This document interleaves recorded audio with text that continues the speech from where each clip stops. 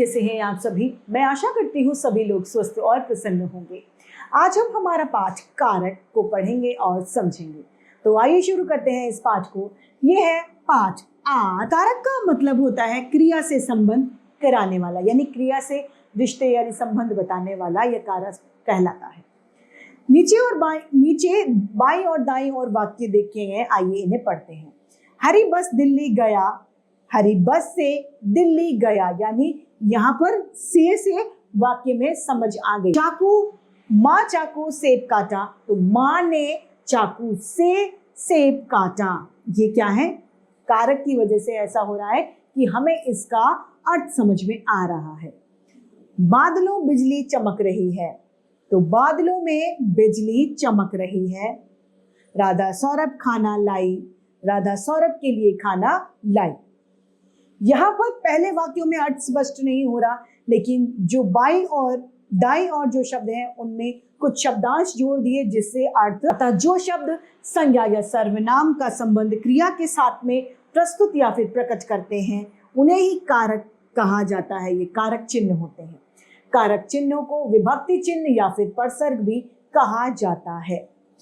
यानी व्याकरण की दृष्टि से हम कारक को परिभाषित करें तो कह सकते हैं कि संज्ञा या सर्वनाम के जिस रूप से उसका संबंध क्रिया या फिर वाक्य के अन्य शब्दों के साथ किया जाता है कारक कहलाते हैं। कारक के भेद। कारक के 8 भेद होते हैं। सबसे पहला है कर्ता कारक। संज्ञा या सर्वनाम शब्द के जिस रूप से क्रिया या काम करने वाले का बोध होता है उसे कर्ता कारक कहते हैं, यानी कार्य करने वाले का जिसमें पता चलता है वह कर्ता कारक है। मीरा ने कपड़े धोए, मैं पुस्तक खरीद रही हूँ, ये कर्ता कारक के उदाहरण। कर्ता कारक का विभक्ति चिन्ह या फिर परसर्ग कहें या कर्ता कारक चिन्ह उसका न होता है। दूसरा है हमारा कर्म कारक। संज्ञा या सर्वनाम के जिस रूप पर कर्ता द्वारा की गई क्रिया का प्रभाव पड़ता है वह कर्म कारक कहलाता है। इस भिखारी को खाना दे दो, मैंने मानव को स्कूल में देखा। इसका विभक्ति चिन्ह या फिर कारक चिन्ह को होता है करण कारक। कर्ता जिस साधन द्वारा क्रिया को संपन्न यानी पूरा करता है या किसी कार्य को जिसका साथ में पूरा करता है वह करण कारक कहलाता है। जैसे मुझे चपरासी के द्वारा सूचना मिली, नितिन ने चम्मच से खीर खाई, माँ ने चक्कू से फल काटा। ये क्या है? कर्ता कारक के उदाहरण। चौथा है संप्रदान कारक। कर्ता जिसके लिए क्रिया करता है, जिसे कुछ देता है, उसे संप्रदान कारक कहा जाता है। मामा जी मेरे लिए कपड़े लाए, चिड़िया बच्चों के लिए घोंसला बनाती है। इसका विभक्ति चिन्ह को या फिर के लिए होता है। पांचवा है अपादान कारक। संज्ञा या सर्वनाम के जिस रूप से एक वस्तु का दूसरे वस्तु से पृथकाव यानी अलग होने का भाव प्रकट होता है वे अपादान कारक कहलाते हैं। जैसे पेड़ से पत्ता गिरता है, इसका उदाहरण है। इसका विभक्ति चिन्ह से होता है। संबंध कारक।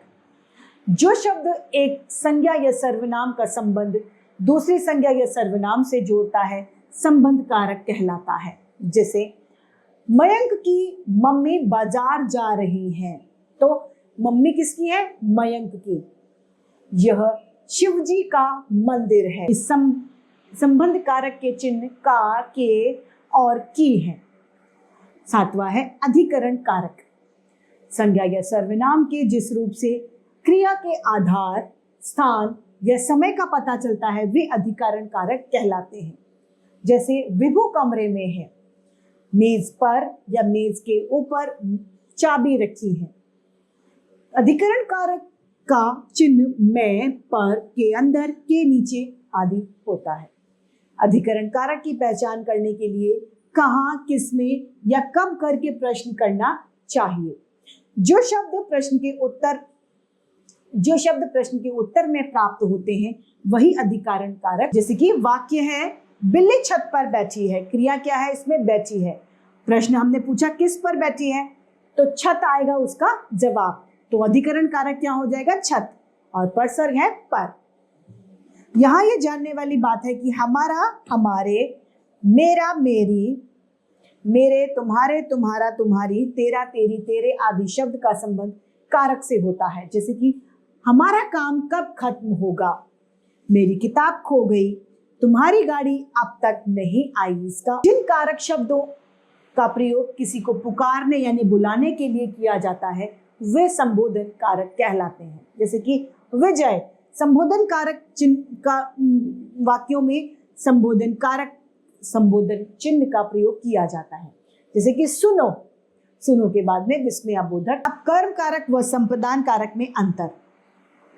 कर्म व संप्रदान दोनों ही कारकों में परसर को का प्रयोग किया जाता है, इसीलिए इसकी पहचान में कठिनाई हो सकती है।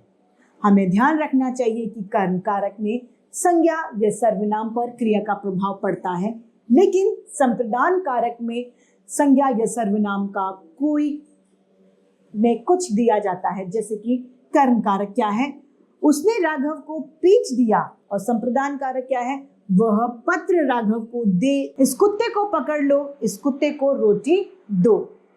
अब करण व अपादान कारक में क्या अंतर है, आइए पढ़ते हैं।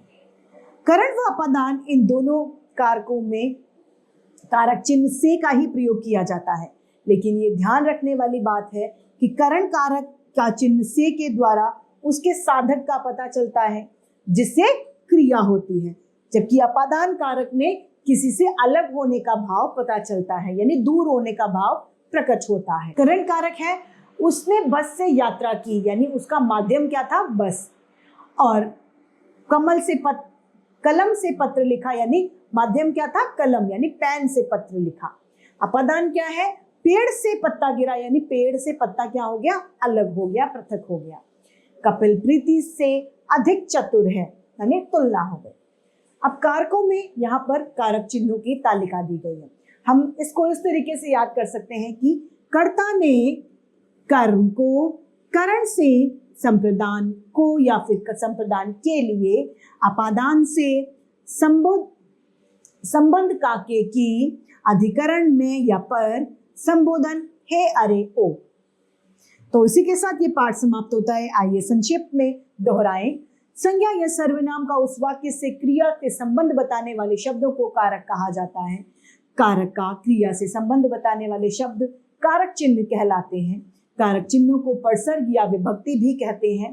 कारक की 8 भेद होते हैं: कर्ता कारक, कर्म कारक, करण कारक, संप्रदान, अपादान, संबंध, अधिकरण तथा संबोधन कारक। तो इसी के साथ हमारा ये पाठ समाप्त होता है और मैं उम्मीद करती हूँ सभी को ये समझ में आया होगा। आज के लिए इतना ही, फिर मिलते हैं। धन्यवाद।